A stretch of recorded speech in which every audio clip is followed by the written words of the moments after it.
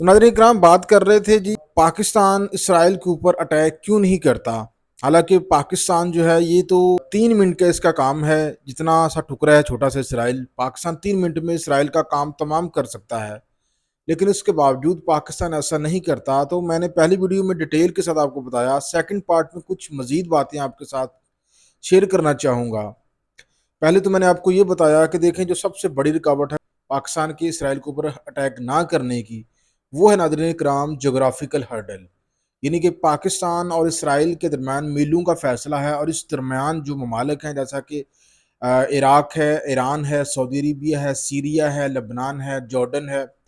یہ وہ ممالک ہیں جو کہ پاکستان اور اسرائیل کو سیپریٹ کرتے ہیں۔ تو ان کی فضائی حدود کا استعمال جو ہے وہ کرتے ہوئے پاکستان اسرائیل پہ میزائل پھوڑ سکتا ہے، لیکن جب بھی ناظرین اکرام یہ ممالک اجازت نہیں دیں گے then who is possible to attack on اسرائیل؟ اور کچھ لوگ جو ہے یہ سوال اٹھا رہے ہیں کہ بھائی ایران نے پچھلے کچھ دنوں میں اسرائیل کے اوپر حملہ کیا تو اس نے کسی سے اجازت نہیں لی، تو بھائی آپ کو بتاتا چلوں کہ ایسے ممالک جنہوں نے اجازت نہیں دی ایران کو، ان ممالک نے اپنے ملکوں میں اسرائیل کے اڈے رکھے ہوئے ہیں، اور ایران کے جو میزائل ہیں ان ممالک کے اندر ہی ان کو تباہ کرتا جا رہے تھے وہ ممالک، جیسا کہ جارڈن ہے، اردن، اس کے اسرائیل کے ساتھ تعلقات ہیں۔ تو جب میزائل جو ہے وہ جارڈن کی حدود کے پاس پہنچے تو جارڈن نے ایران کو وارننگ دے دی کہ بھئی ہم اپنی حدود آپ کو اسرائیل کے خلاف استعمال کرنے کی اجازت نہیں دیں گے، لیکن اگر آپ نے پھر بھی ہماری حدود کی خلاف ورزی کی تو پھر ہم آپ کے میزائل جو ہے اپنی حدود میں ہی، آسمان میں ہی جو ہے ان کو تباہ کر دیں گے۔ تو ایسا ہی ناظرین کرام ہوا، جارڈن نے ایران کے درجنوں میزائل جو ہے وہ فضا میں ہی تباہ کر دیے۔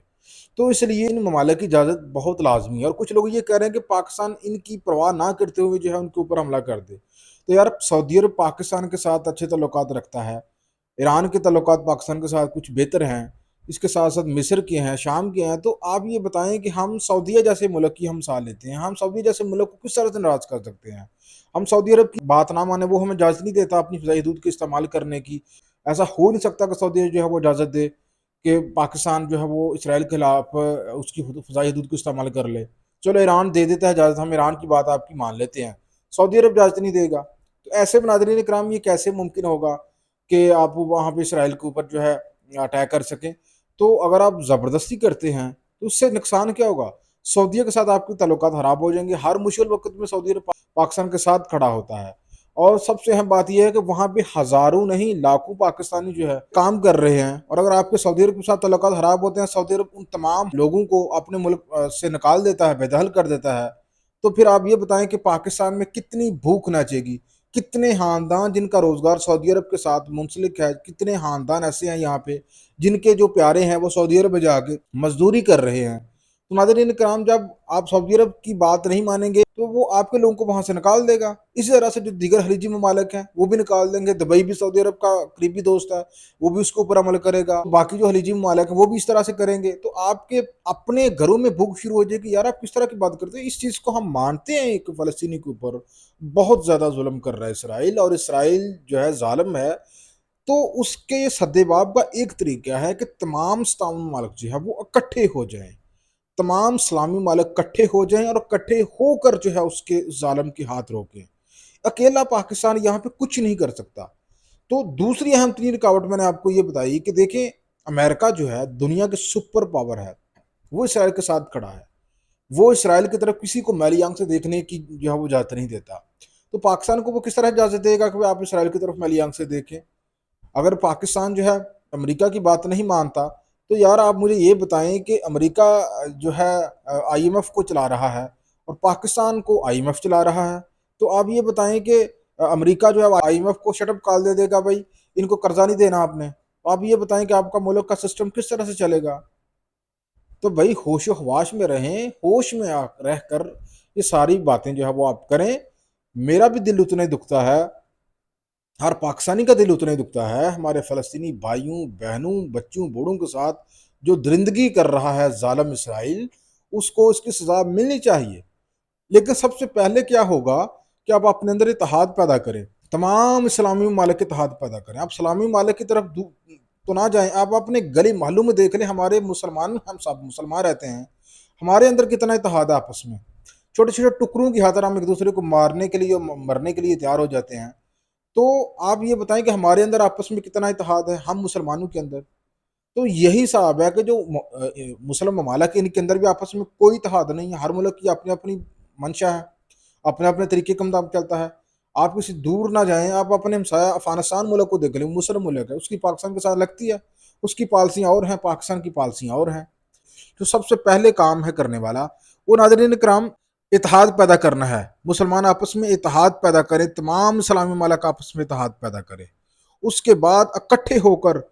آپ اس کا جو ہے وہ سپلائی لائن کاٹ سکتے ہیں، تیل جو ہے بند کر سکتے ہیں اس کا، اور اکٹھے ہو کر آپ جو ہے اس کا مقابلہ کر سکتے ہیں۔ تو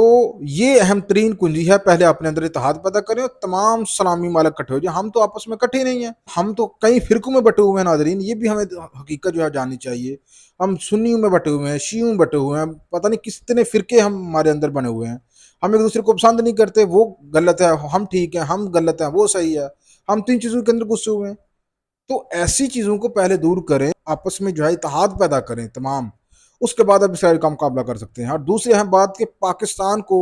معاشی طور پہ مضبوط بننا ہوگا پہلے، سب سے پہلے پاکستان اگر مضبوط بنے گا معاشی طور پہ، تب جا کے آپ جو ہے دنیا کا مقابلہ کر سکیں گے۔ پاکستان جب تک IMF کے قرضوں پہ چل رہا ہے تب تک پاکستان دنیا کا مقابلہ نہیں کر سکتا، یہ آپ ذہن میں رکھیں اس بات کو۔ تو سب سے پہلے اتحاد، اس کے بعد معاشی طور پہ اپنے آپ کو مضبوط کریں، اور جو اسرائیل کے پروڈکٹس ہم یہاں پہ استعمال کر رہے ہیں اس طرح کے پروڈکٹس ہم خود یہاں پہ بنائیں، تاکہ ہمیں ان کی پروڈکٹس کی ضرورت ہی نہ پڑے۔ ہم اب ترقی کریں، ترقی کس طرح سے ممکن ہے؟ ہم اسٹڈی کی طرف جائیں، ہم سائنس کی طرف جائیں، ہم ریسرچ کریں، ہم پڑھیں، ہم دین کے ساتھ ساتھ دنیا کی تعلیم بھی حاصل کریں، اس کے بعد جا کے ناظرین کرام ہم ان کافروں کا مقابلہ جو ہے وہ کرنے کے قابل ہوتے ہیں۔ ہمیں پہلے اتحاد پیدا کرنا ہوگا، ہمیں تعلیم حاصل کرنی ہوگی، معاشی طور پہ مضبوط بننا ہوگا، اس کے بعد ہم کسی اور ملک کے اوپر ڈپینڈ نہ کریں، معاشی طور پہ ہم کسی کے اوپر ڈپینڈ نہ کریں، ہم کسی کے قرضے پہ نہ چلیں، اپنے یہاں فیکٹریاں لگائیں، اپنے یہاں پہ کام کریں،